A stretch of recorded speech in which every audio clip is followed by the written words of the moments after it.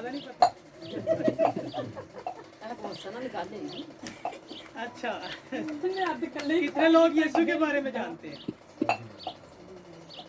थोड़ा बहुत तो जानते ही होंगे ना।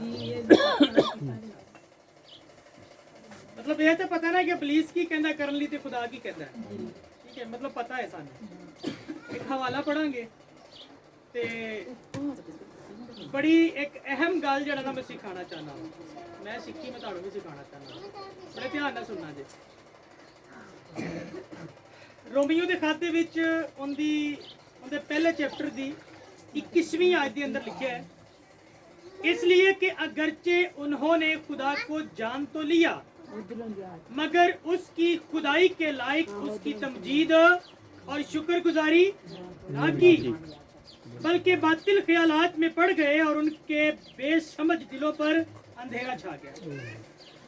बेसमझ दिलों पर अंधेरा छा गया। कलाम खुदा का पढ़ा सुना समझा कबूल किया जाना हम सबों के लिए बाइश बरकत। सब बोलेंगे आमीन आमीन।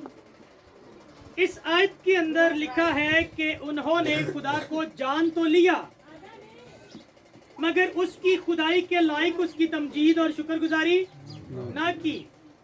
अच्छा, उसकी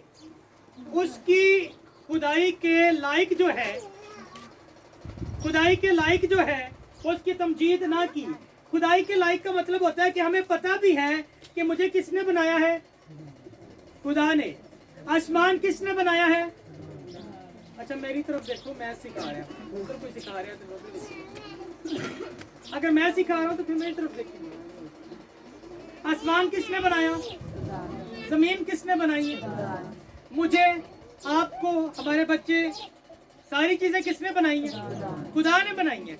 तो बाइबल कहती है कि वो जान गए हैं कि ये सब कुछ खुदा ने किया है, लेकिन उसकी खुदाई के मुताबिक उसकी तमजीद यानी कि उसकी तारीफ और उसकी शुक्रगुजारी नहीं की, क्योंकि वो बातिल ख्यालात के अंदर पड़ गए। बातिल ख्यालात का मतलब होता है कि अपने कम्मां दे विच, पुठे भैड़े कम्मां दे विच पै गए ने। पता भी है कि खुदावंद चाहता है कि ऐ करना है तो ऐ नहीं करना। पता होता ना जब हम कोई गलत काम कर रहे होते तो हमें पता होता ना कि ये इस काम से खुदावंद नफरत करता है। अगर मैं कोई गुनाह करूंगा तो मुझे पता है कि खुदावंद गुनाह से नफरत करता है। अगर मैं झगड़ा करता हूँ, लड़ाई करता हूँ, तो खुदा को पता है कि हमें पता है कि खुदा झगड़े से नफरत करता है। पता है इन चीजों का, लेकिन इसके बावजूद भी अगर हम वो सारी चीजें नहीं करते जिसका जिक्र बाइबल कहती है कि ये चीजें इन्हें पता है, फिर भी ये मेरी तमजीद और मेरी शुक्रगुजारी नहीं करते। क्यों? क्योंकि ये दुनियावी कामों में पड़ गए हैं। दुनिया को तो पहली तरजीह दे रहे हैं, अपने रिश्तों को ये पहली तरजीह दे रहे हैं, बाकी दुनियावी सारे काम कर रहे हैं।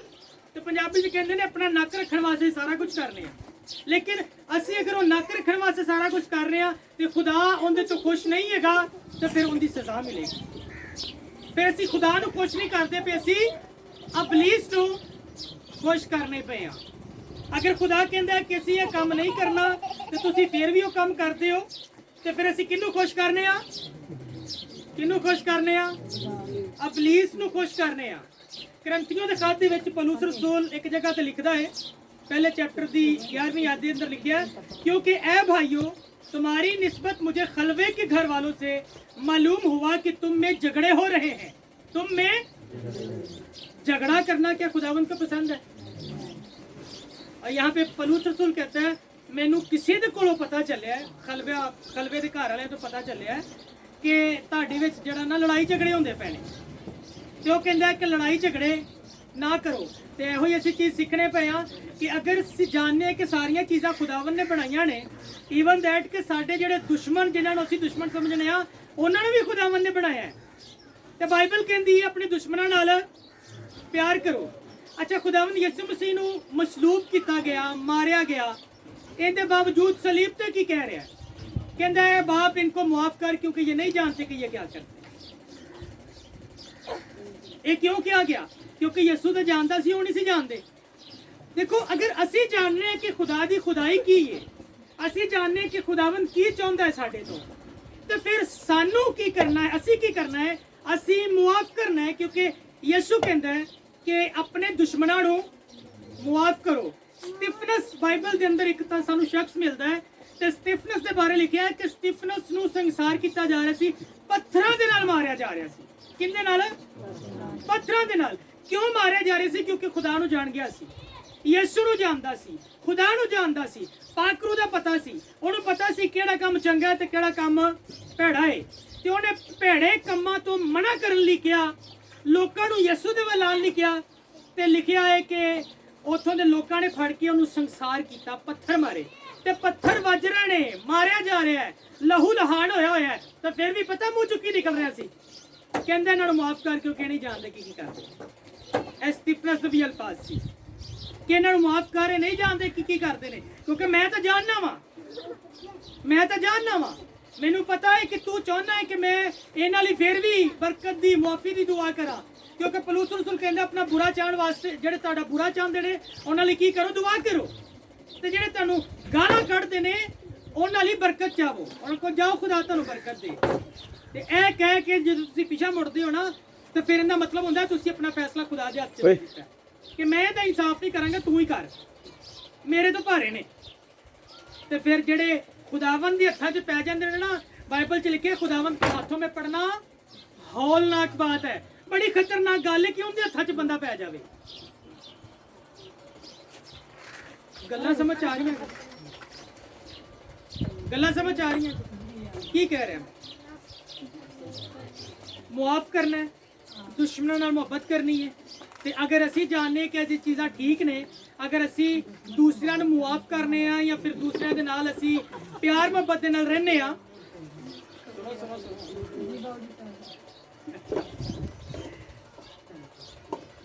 ਅਗਰ ਸਾਨੂੰ ਪਤਾ ਚੱਲ ਗਿਆ ਕਿ ਇਹ ਚੀਜ਼ਾਂ ਠੀਕ ਨੇ ਤੇ ਇਹ ਚੀਜ਼ਾਂ ਅਗਰ ਅਸੀਂ ਕਰਾਂਗੇ, ਤੇ ਫਿਰ ਜਿਹੜਾ ਨਾ ਅਸੀਂ ਖੁਦਾ ਨੂੰ ਨਹੀਂ ਇਬਲੀਸ ਨੂੰ ਖੁਸ਼ ਕਰਾਂਗੇ। ਤਾਂ ਫਿਰ ਅਸੀਂ ਕੀ ਕਰਨਾ? ਦੂਸਰਿਆਂ ਨੂੰ ਮੁਆਫ ਕਰਨਾ ਹੈ, ਦੂਸਰਿਆਂ ਲਈ ਦੁਆ ਕਰਨੀ ਹੈ, ਤੇ ਦੂਸਰਿਆਂ ਲਈ ਬਰਕਤ ਚਾਹਣੀ ਹੈ।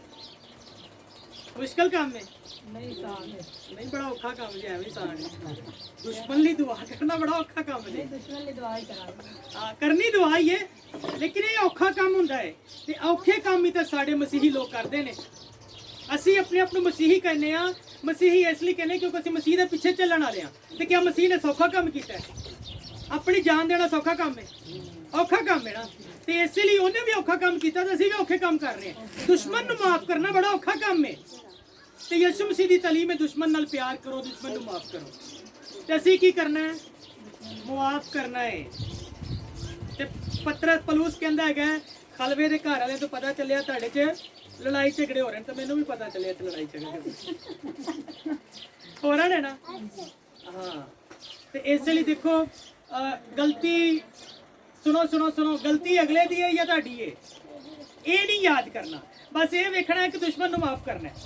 ਉਹ ਗਲਤੀ ਸਾਡੀ ਹੈ ਤੇ ਭਾਵੇਂ ਅਗਲੇ ਦੀ ਹੈ, ਮੁਆਫੀ ਦੇ ਕੇ ਉਹਨੂੰ ਕਹਿਣਾ ਖੁਦਾ ਤੈਨੂੰ ਬਰਕਤ ਦੇ, ਤੇਰਾ ਫੈਸਲਾ ਖੁਦਾ ਦੇ ਹੱਥ 'ਚ, ਅਸੀਂ ਤੁਹਾਡਾ ਕੁਝ ਨਹੀਂ ਕਰ ਸਕਦੇ, ਠੀਕ ਹੈ। ਤੇ ਉਹਦੇ ਨਾਲ ਫੇਰ ਵੀ ਪਿਆਰ ਕਰਨਾ, ਇਹ ਬਾਈਬਲ ਕਹਿੰਦੀ ਹੈ, ਠੀਕ ਹੈ। ਅਗਰ ਅਸੀਂ ਲੋਕਾਂ ਦੇ ਪਿੱਛੇ ਲੱਗਾਂਗੇ ਨਾ, ਲੋਕ ਕਿੱਥੇ, ਲੋਕ ਤਾਂ ਮੀਆਂ ਬੀਵੀ ਨੂੰ ਇਕੱਠਾ ਨਹੀਂ ਰਹਿਣ ਦਿੰਦੇ, ਲੋਕ ਤਾਂ ਭਰਾ ਨੂੰ ਇਕੱਠਾ ਨਹੀਂ ਰਹਿਣ ਦਿੰਦੇ। ਮੰਨਣ ਵਾਲੀਆਂ ਗੱਲਾਂ ਨੇ ਕਿ ਲੋਕੀ ਨਹੀਂ ਰਹਿਣ ਦਿੰਦੇ, ਲੇਕਿਨ ਖੁਦਾਵੰਦ ਕੀ ਚਾਹੁੰਦਾ ਹੈ? ਖੁਦਾਵੰਦ ਚਾਹੁੰਦਾ ਅਸੀਂ ਇਕੱਠੇ ਰਹੀਏ। ਕਹਿੰਦਾ ਜਮਾ ਹੋਣੇ ਸੇ ਬਾਜ਼ ਨਾ ਹੋ, ਕਹਿੰਦਾ ਜਿੱਥੇ 2 ਜਾਂ 3 ਜਮਾ ਹੋਣਗੇ ਮੈਂ ਉੱਥੇ ਮੌਜੂਦ ਹੋਵਾਂਗਾ। ਯਾਨੀ ਕਿ ਉਦੋਂ ਚਾਹੁੰਦਾ ਇਕੱਠੇ ਹੋਵੋ। ਦੁਨੀਆ ਕਹਿੰਦੀ ਨਹੀਂ ਇਕੱਠੇ ਨਹੀਂ ਹੋਣ ਦੇਣਾ, ਆਪਦਾ ਤਾਂ ਘਰ ਉਜੜਿਆ, ਇਹ ਅਗਲੇ ਦਾ ਵੀ ਉਜਾੜੋ। ਇਸ ਲਈ ਦੁਨੀਆ ਦੀ ਨਹੀਂ ਸੁਣਨੀ। ਅਗਰ